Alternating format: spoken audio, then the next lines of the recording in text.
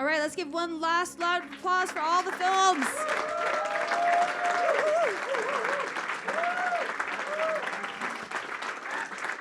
Okay, I would like to bring the filmmakers up. From Karachi Sky, the first film, Sufyan Khan. Our second film, Ghusl, Zaid Hassan. Our third film, Thank You for Thinking of Me, Akram Shibli. You guys can stand in front of this. Tennessee Daisy, Mo Sabri. Sufyan, up here. Grandma Swim, Mariam Mir.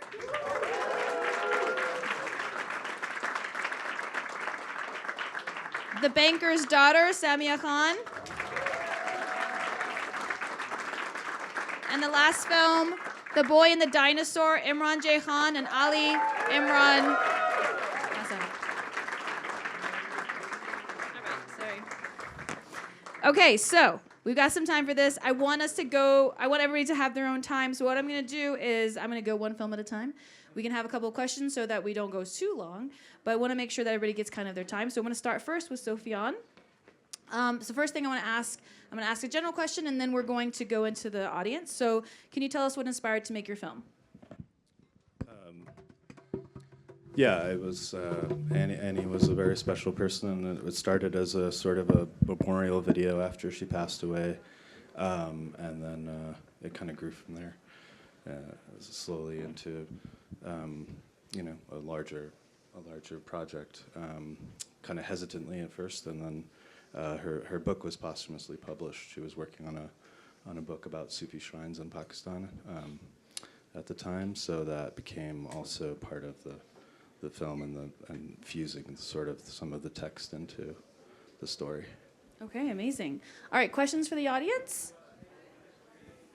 Yes, go ahead. Yeah, thank you so much for sharing such a beautiful film. I'm excited to see the premiere, hopefully here and elsewhere in the world. I'm curious about the artistic style you chose. I loved the inclusion of like the archival and other like video styles, and so curious to hear more about what considerations you've had in that. Yeah, absolutely. There's a lot of archival material, but it sort of felt, none of it was obviously shot with the intention of ever being used this way. So it felt like we needed to sort of build a world around it. But I also didn't want to shoot, in something that would be mistaken as being part of the archive. So the shooting on film felt like it separated it, but it could kind of like wrap around it a little bit. And then the animation became kind of another layer on top of that. And I guess the feeling of like the piece itself kind of being a poem, as opposed to, so all those elements can kind of come together in this hybrid way. Yeah. Amazing. Another question? So I have a question. Where are you in the process at the moment? And what do you think will be completed? Yeah, we've been finished production. It's sort of been an editing, shooting, back and forth, ping pong type of a thing. So I think we feel like we have the material and are looking, for finishing funds, basically. It's obviously been supported by various folks and building bridges. And hopefully this year is the year that we will complete the film. All right, yes. Okay, inshallah. All right, give me a hand, everyone. Okay, Zaid Hassan for Ghusl. So, Zaid, if you want to pass the name, please tell us what inspired to make your film. Salam, everyone. Thank you so much for coming, first off. What inspired me to make the film was my dad had a heart attack 3 years ago, and alhamdulillah, he's still okay, and he's doing good now. But 3 years ago, he called me when I was in college, and he called me and said he was about to go into the ER to have a open heart surgery, and he wasn't sure if he was going to survive, and so he told me to learn how to perform his ghusl and come home and do that like that same day.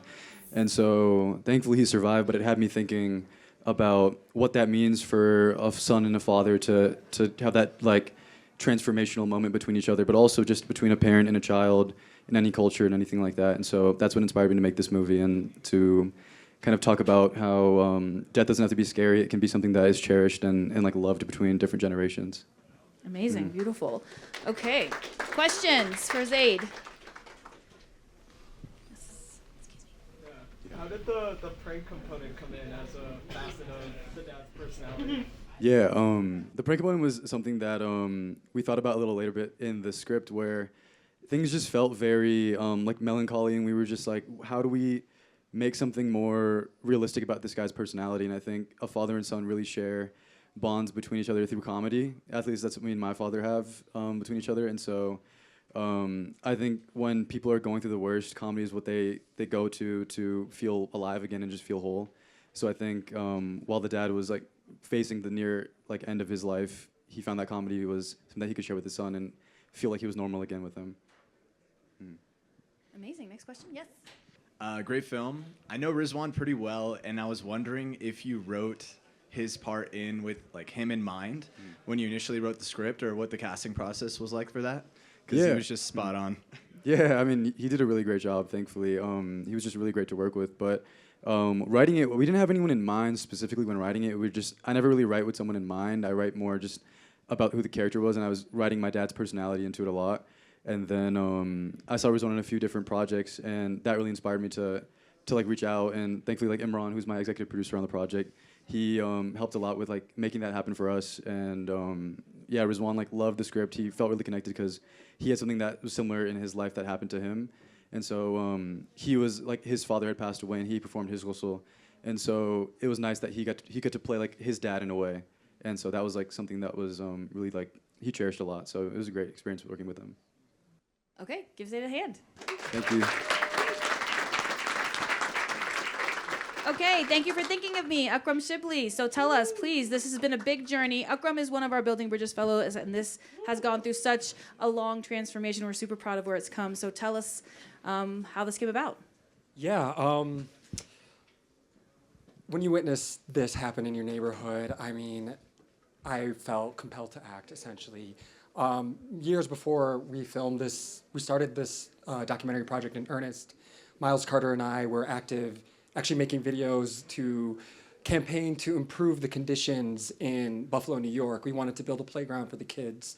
So I knew Miles as like a grassroots, a peacemaker, someone who wanted to make their community better. I was actually like not in Buffalo. I was traveling. I was in film school. I was in LA. But when the pandemic happened, I was forced to come back home to Buffalo. So I see this film as destiny, as, you know, you see someone you've been filming for 5 years get assaulted on live television by the police. And so we began as like an act of resistance and an act of protest. We were filming and we were putting out social media content to sort of change the narrative around who Miles is. But then I discovered the accident and Deanna Davis. And at first we were puzzled. Well, I was puzzled, and I'll be very honest. You know, videos that came out showing a woman run over a state trooper. I asked Miles, why are you fighting for her? And she's a mother. She didn't mean to do that on purpose. And I think that justice it's very easy when it's black and white, but when it's gray, when it's complicated, when there are people who are hurt, then that's the true test of justice. Are we gonna see the humanity in that person, or are we gonna assume that they're a villain? So we just continued to witness her quest for justice, her resilience, and then it unraveled many layers of generational trauma in her family. And so the story really came to us, I feel, and it was our responsibility to tell it. Amazing, beautiful. Okay, yes, questions? Yes. Can I just ask, what was her sentence? Well, she spent a year in house arrest after she was released initially in 2020.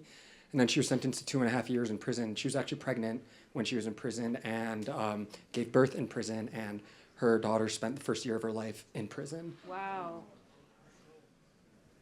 Okay, yes. David? Congratulations, man. I was really moved by the scene as a filmmaker of on the ground, cut to a helicopter, back on the ground. I was just like, so well done. Can you just take us through that? One, I was surprised, like, oh, you got this. You got that footage from the helicopter. Just talk us through that, because that was just really well done. Yeah. So I feel like I basically became like a forensic scientist putting together that scene. We had the few angles. We had the angles from actually it was like I think it was an Iraqi brother who was filming outside his window and commenting on what was happening. We had angles from the ground, angles from buses, security footage, NFTA Metro. We got all of that through Discovery, through deep collaboration actually with the participant and her family. We were able to obtain all of that. The helicopter footage was being withheld from us. Up until about maybe 3 months ago, we did our own FOIA request. We fought back. They didn't want to give it to us, but they finally acquiesced, and we were able to cut that in the very last 11th hour. But I'm very grateful that we got that because let's be real here, they're waging war on us. This is warfare. They got drones in the air. They're spying on us, and so our executive producer was an Iraq war journalist, and she said this is very reminiscent of what you see, what we've seen there. So. It was really about, once we had it all together, just kind of laying it out in time, laying it out on the timeline and just choosing the right moment to show the audience what they saw, but then to back it up and to show what was happening on the ground. All right, other questions? So where are you at right now? We need a festival with the courage to premiere this film, so we are out there submitting and hoping for a very strong premiere. We're hoping that this film actually, it's sad that this conversation is coming up in an even more visceral way now with Minneapolis and what's going on around the country, but community can really make a difference, and that's what we witnessed in this. So we want this to start those conversations about how do we overcome, and we need this to become big so that hopefully Deanna Davis gets exonerated, and we start to see some change and accountability for what happened. Amazing. Thank you, Akram. Oh, wait, sorry. Of course. Oh, yes. I'm just going to ask on that note, do you have any plans when you do eventually release this to tie it to current events as part of the impact campaign around it? Renee Nicole Good was killed in her SUV under very similar circumstances. We know she was trying to get home. We know she wasn't trying to hurt the police. Deanna Davis was also trying to get home. We're not going to stop until everyone on the streets can get home safely. All right, great. Thank you.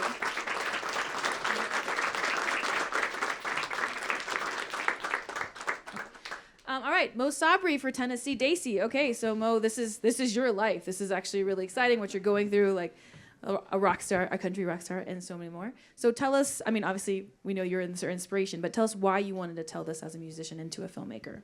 Yeah, thank you. Well, it started out a bit as my answer to the question, where are you from? And I think when you're a first-generation American and the child of immigrants, it can be an interesting experience growing up like I did in the South, which in East Tennessee, I don't know if you know this, but it's super diverse. Just kidding. But growing up in, where I grew up in Appalachia, I feel just as Tennessean as I do Desi and Muslim.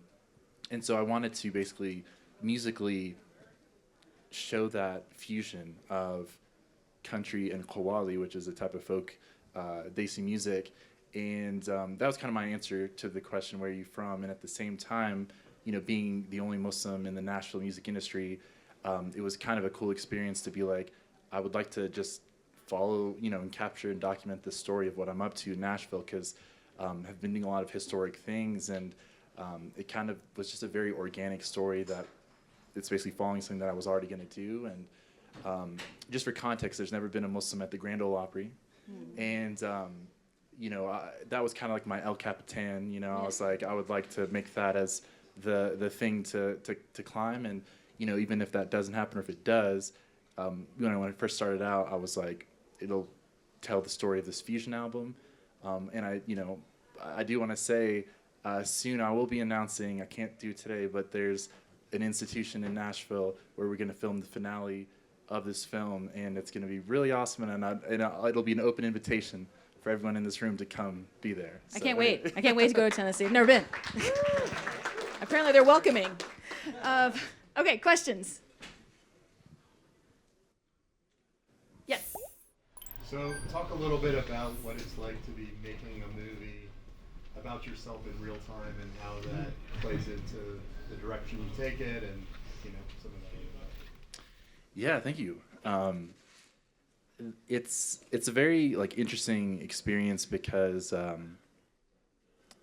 mean, for one, I see myself on camera and I'm like, do I look that fat? And I'm like, do I have body dysmorphia? But anyway, it's just been a really cool process to just kind of show the process. And it's interesting too, because I'm like, wow, so much of my life distills down to just a few minutes on camera, you know, and we've been filming for a couple years now. But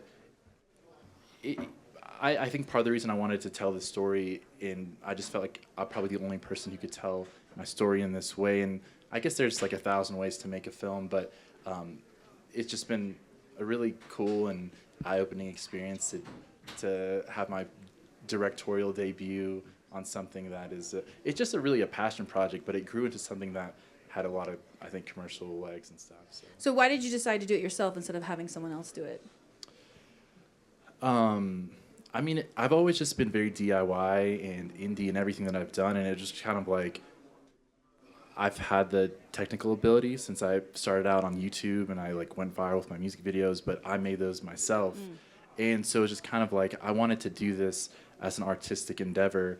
And like I said, I didn't intend for me to be at Sundance and, you know, meeting all these cool people and, you know, working with the people that I've been working with on this film. I've got a really fantastic mentor who's helping produce this film. But anyway, it's just something that was just very natural. I was like, I want to tell this story, and I think, you know, Spielberg and Nolan were busy. So I just kind of was like, I'm going to make this happen. Okay, great. Other questions? Yes. Yeah, how's the reception been from you know, the country music industry, and how do you think the film is playing into that? It's been at first it was like, as you can imagine, I think people didn't really take the story serious, or they didn't really understand the context.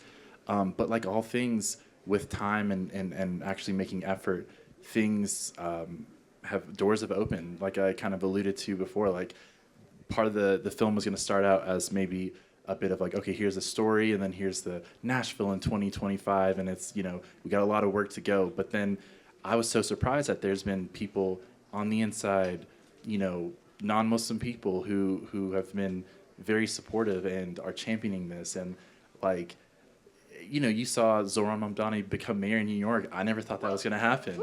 You know, there are things that can happen when we strive. So what was going to be a potentially like a sad ending is going to be a happy ending, in my opinion. So. Oh, like how it changed? That's amazing. Yeah. That's So great. yeah, to answer your question, like at first people, you know, were resistant, and there are of course a lot of the stereotypes about Nashville are true, but then there's also people like who you saw in the film who are, you know, ready to champion a Muslim. But it all starts with the music, like you said, and so luckily that's my favorite thing to do. So. Okay, the most important question: did you get married in a barn? I did, yes. Yes, and Rana's here too. The barn is so sweet. Let's do this. Yeah, maybe give a round of applause for my wife.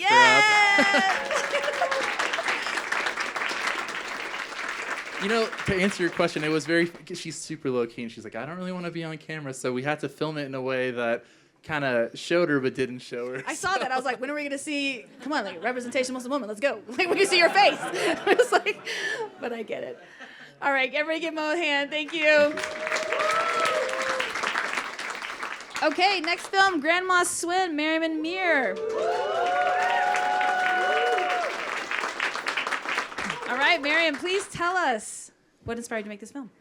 First, I want to give a shout out to our producer, Aya Hamdan, and who's here, and our composer, Alex Wakim is also here, so that's the first thing.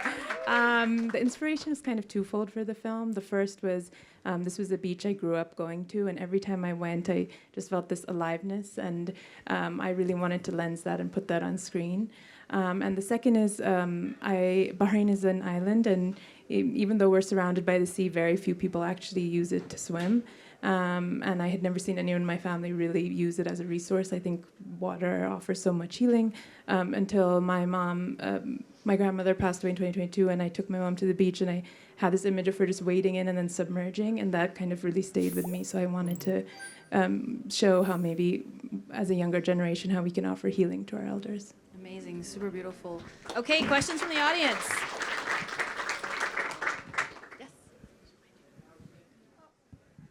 That was a really beautiful film, mashallah. I noticed the colors and the vibrance, the floaties. I just wanted to hear about your choices around that and what inspired those choices. Yeah, we had an amazing production design team, art director team, and one thing I want to explore through my filmmaking is the use of color to create this sense of joy and whimsy. And so, although the beach had really natural elements that we were working with as a foundation, the structures and kind of the natural color palette, we really worked hard to create that visual style and build upon it. So my production designer completely did the whole floaties, and there's like a kite flying. We like flew the kite in the background. We like timed the horses. There are like local people that come every day at sunset, and we like timed the horses so they would walk by. The guy holding the balloons is our junior producer from our crew who is just like walking by. So just kind of using the natural landscape and then building on it to make this heightened whimsical feeling. Amazing. I love how you're such a supportive audience when you clap after everything. It's amazing. Okay, yes, question over here. They're coming with the mic. So was it a grandmother or mother? A grandmother. So what was the backstory between the grandmother and the grandfather? So in the script, the idea was that the grandfather had recently passed away, and she was grieving the loss of her husband. And then the grandfather used to take the granddaughter to the beach to swim, and this was the first time she was kind of taking the granddaughter with her. And then when we went to set, some of the backstory fell away, so we tried to recreate that in the moment when she like looks to the sea. But yeah, she's grieving the passing of her husband as well as sharing this birthday with her granddaughter. They had the same birthday, so yeah. Okay, one more question? Yes. That was so beautiful and heartwarming. Thank you. Can you tell us a little bit about what it was like working with your actors? How did you foster that connection between them? They had such good chemistry on screen. And did you cast in Bahrain? What was that like?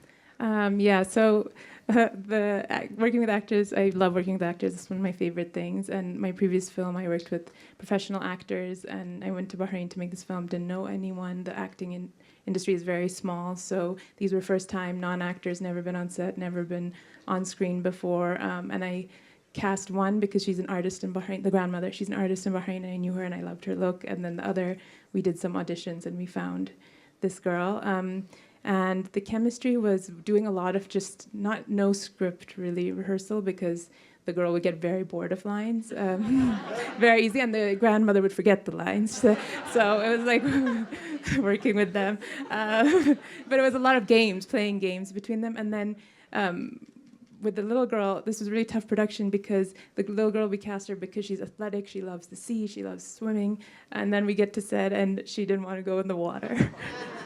And I had no idea what to do. But a big part of it was like I learned like casting a child, you cast their parents. Her mom was incredible, and so a lot of it was trying to make everything physical and give her challenges and make it a game, so that she felt she was very competitive. So if you said like you have 10 seconds to do this thing, or you have to go climb the monkey bar, see how long you can hold on for, or giving her a physical thing to do really helped. And the grandmother was amazing. She was so committed. She just was like, we're just going for it. And but a lot of times we swapped the grandmother, when it was the singles, we swapped the grandmother for the mom. So the girl's like talking to her mom sometimes. So she felt more comfortable, or was laughing, or she was making her laugh. Amazing. Give her a hand, guys.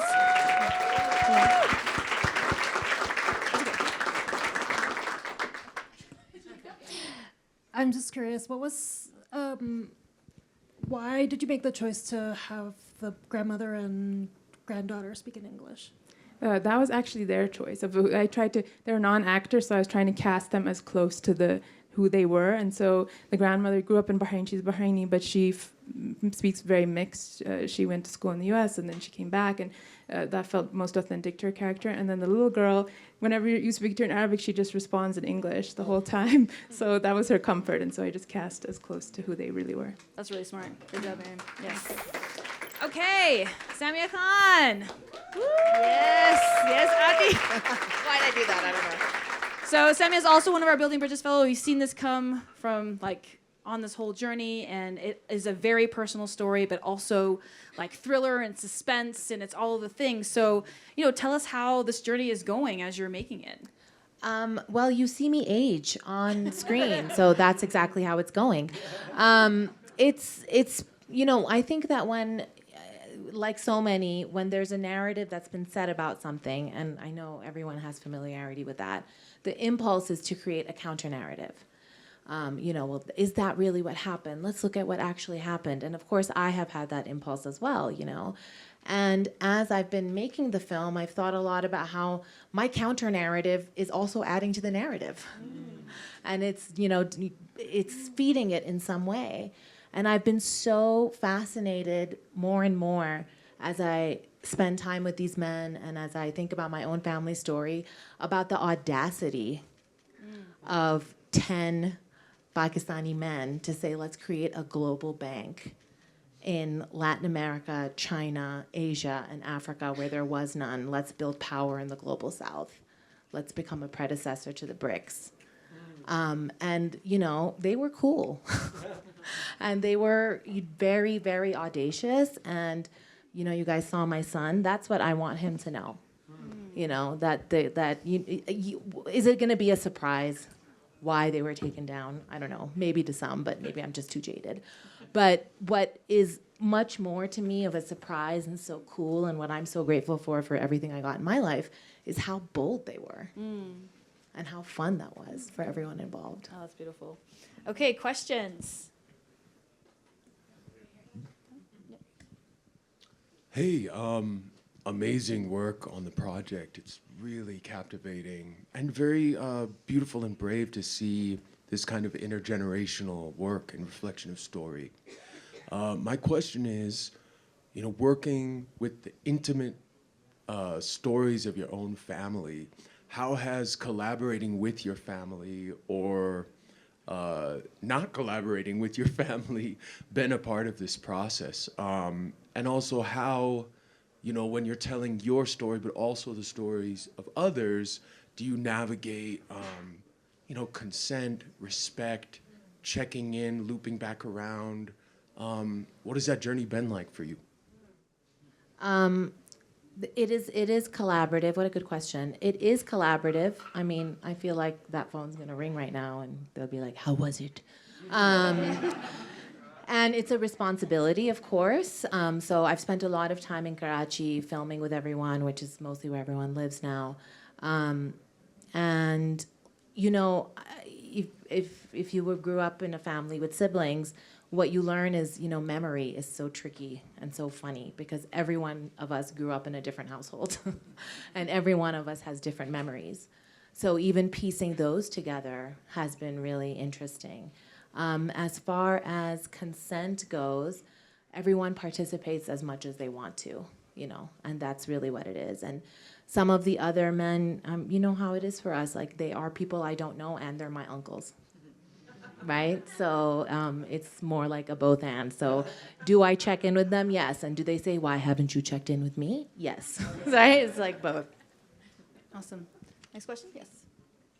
I'm curious in the storytelling, in the larger piece, are there any events in modern day that you tie this story back to? Are there any patterns of recent incidents, like, for example, the fall of Abraj Capital, that tie back to the story that you're telling? That's so interesting because people really want me to bring it to there is some resonance with Abraj, which I won't go into here because it's a bit too complicated. But on a bigger level, the real pattern that I see is between expansion and contraction. So, in the 70s, in this moment between the 70s and the 90s, they were building this power, and it was growing, and it was growing, and it was growing. I mean, this bank was the first bank to sponsor the non-aligned movements meetings, right? And so there was a lot of shift happening. They brought that kind of banking to China. So, the powers that be were watching this expansion and watching, and then it was like the reaction was the contraction. And do I see that now? Obama years felt like an expansion in some ways and then a contraction, right? So geopolitically, when the politics of the world and when the map starts to change as it did after the Cold War, someone has to, there's a sweeping under when you get too big. And that's the pattern that I see and that I plan to add in. Amazing. Other questions? So I have a question. I mean, just in documentary filmmaking, like you're doing investigative journalism, right? And so what happens when you uncover something you don't want to, and has that happened yet? There's actually, this is such a complex project, and there is on camera, I've received like 40 boxes from a source of documents. But anyway, I've gotten stuff, and I'm being filmed, and I'm opening, these documents, and there's a picture of my father, and I'm like, oh, what is this about? Or then my father's like, when we were in Lebanon, and we used to take bags full of cash into somewhere. I'm like, where? So I haven't yet, I don't care. I'm going to be really honest. I don't care if they laundered money. Great. I don't really care if they did what I think bankers do. You already have your bias of what bankers do. I just have the very first film I was commissioned to make was for HSBC after having laundered millions and billions for the Mexican cartel. And it was an apology film for the world on the CEO. Okay. So I don't have to wonder. Yeah. I just have to look. That's great. So. Yeah. All right, I love that answer. All right, give her a hand, everyone. All right, our last film, A Boy with the Dinosaur Head. I mix it up every time. Imran. I'm going to speak today. Imran Jahan directed the film, and Ali Imran Zaidi wrote the film, and you actually came to Imran to direct the film because this is actually your story that you wanted to tell, correct? So I'll just have you guys start it off on, we have 2 mics here, on, why you wanted to tell the story. The story actually, the start of it was like one morning I woke up shortly after October 7th, and my son, who was 3 at the time, said, "Dad, I had a dream about a boy with a dinosaur head." And I didn't know, he didn't have anything to back it up. He's not a storyteller. But the plot was thin. The plot was way thin plot. Like really two-dimensional characters. But of course, I, like most people, were, just kind of devastated, upset, and we were living through, and we still are, through this kind of feeling of like, oh, my child is waking up warm and safe and fine every morning, and I feel guilty about it. And I think anybody with children probably does, because you're so grateful that your child is okay, but there's so many that are not. And it's that squaring between that is just this kind of toiling mess in all of our heads, I think. And so that's where that title went to that feeling that I had at the time. And then, of course, Imran J, who did this amazing heartfelt mustache, which was at South by Southwest. Yeah. Thanks. They already shouted you out that you should be like the Little Miss Sunshine. This is who he was talking about. He said Arshad said it was better than he Little said Miss it's better Sunshine. than Miss Little Sunshine. I mean, I don't know about all that, but He said it. He said it. My favorite movie of all time. Yeah. And so I brought it to him after I wrote it, and I was like, I'm more of a genre mystery type of writer, whatever, and he did this amazing heartfelt coming of age story, and I'm like, I think together we could do something cool. And that's how it happened. And I was like, are you sure? But then like he trusted me with it, and then it was just like I'm really touched and honored that he asked me to do it, and it was. Yeah, how did you feel like when you read the script? I mean, it really like hit that thing that you just described, which is like this feeling of like, what can we do for all this horror that's unfolding before us, and we all feel, in our normal lives, we're living our normal lives, but this thing is happening and it's real, and it's hard to square all that. And I think the film kind of hit that emotion, and just seeing it through the eyes of this kid was really impactful, like even in the script. And then it was just figuring out how do we make this come to life. All right, amazing. Okay, questions. Yeah, no, it was extremely well done and very, very impactful. Question is, obviously the writing is incredible, and then you brought it together very well visually. How important do you think it is for us to tell our stories through this sort of allegory, not naming the issues, but framing it in a way that's universal, that anyone can connect to and be impacted with? I mean, we did talk about that a lot because obviously it's, to anybody in this room, it's clear what it's about. But like, there's this element of like, I don't want anybody's cackles getting up when we're first getting in this conversation. This is about, it's humanization. It's like, forget the politics, forget warfare, forget everything. Just remember that this is the cost, right? This is what we're creating. A kid who doesn't have a mother or father to cook for them anymore.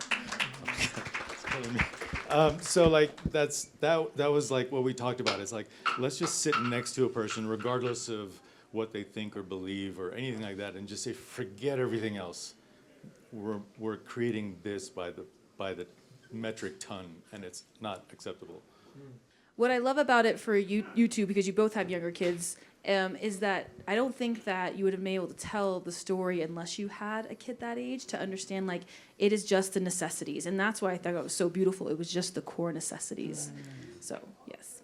Other questions? Hi. Fantastic film. It really touched me, especially as someone that grew up here in Utah in such a racially homogenous place. I don't know. I really liked how the kid was not a victim of like bullying or whatever, but like he's a complex kid. He's not always on his best behavior, and that's just a product of the circumstances. One thing I did want to ask about though was I really loved the moment where you had both of the characters like look directly down the barrel of the lens. Like the edit slows down, my breath like caught in my throat. Can you tell me about what those moments meant for you from like a story and character perspective? I mean, it was really like interpreting what was in the script because Ali Imran wrote like described it really well in the script, and the moments felt like that was the obvious way to capture that feeling.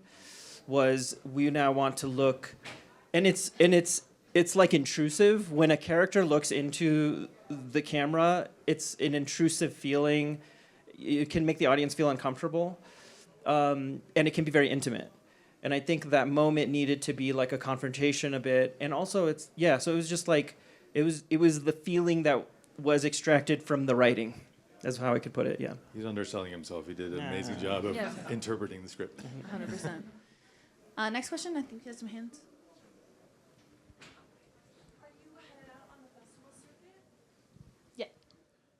Yes, we are. We're submitting all over the place. We didn't get in here. Are you headed out on but we're here. Yes, in our space. Yes. Shout out Muslim House. So you did get in here. You guys came through. You guys came through. That's what I'm gonna say. We have a premiere lined up very soon. Can't talk about it yet. Oh, you can't announce it? And one thing I do want to say that the whole thing became possible because of Stowe Story Labs gave us all the money to do it. Shout out Stowe Story Labs. Yes, Stowe Story Labs. They read it, they saw it, they said this, we really want you to make this. And they stepped back and let us do it. It was that's beautiful. Okay, last question. Right here. So this is for both of you, but I think the beauty that we all see in that film is its simplicity. It's not political. It's so humanizing, and I love the fact that it cuts straight through culture, generation, all of that. Were you at any point, either as a writer or as a director, did you ever tease the thought of zooming out, or were you always intentional about keeping it super zoomed in and very simple?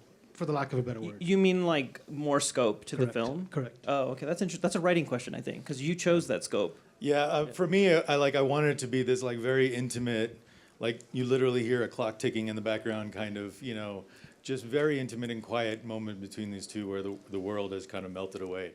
And so there was a lot of that kind of intention initially about it, and then we did talk a lot about like what else is going on, what's going on Yeah. outside. Can where we are we? feel the outside world at Can we- least? yeah. That there is an outside, like Yeah. there's the conversations. Yeah, and there was some of that with sound design, a little bit of extra stuff going on in the background, but ultimately it was like, and we did explore some other stuff with, flashing memories and different things like that. But in the end, it was like, I think intimate is best for this. Yeah. I think your sound design was so incredibly key, right? I think Michael your sound design. Belliveau is his name. He was Michael amazing. Belliveau He did a great job. fantastic job. Yeah. Well done with that. Okay, thank you so much. Give them a hand. Thank you. So, last thing, I'm going to have each filmmaker say, what is it that they need? Do I have to go first? Okay, you don't have to. Samia, you go. Oh, that's fine. Sofiana, go first. Okay. I suppose finishing funds, and if there are any animators and people who are to rotoscoping, we're trying to kind of do a volunteer. No, I mean they'll be paid, but it's not a lot. I'll let you speak for us. I mean, if I'm being selfish, it's like I want more people to read my work. So like, if anybody wants to read stuff, let me know. And then for the film? Yeah, and then also, I don't know if you saw Imran's name was on more than just this, and so was Rizwan Manji's name. So maybe we're starting a Rizwan Manji Film Festival with Imran J directing and producing. He's your Michael B. Jordan. Yeah. Okay, Zaid, go ahead. I didn't think about this. Honestly, just spaces to play my film. Honestly, that's like something that the ISF and the Muslim House have really bestowed upon us. Just a space for me to share my work and for people to like take it in, and so more of that, and also just more collaborators, people that I want to work with, and I want to read other people's work and support their work, and so just meeting more filmmakers. Nice. Okay. Akram. Well, first I want to give a shout out to my producer, Sarah Kaysen. She's in the back over there, rocking the swag. Sarah, what do we need? What do we need? What do we need? Aside from money.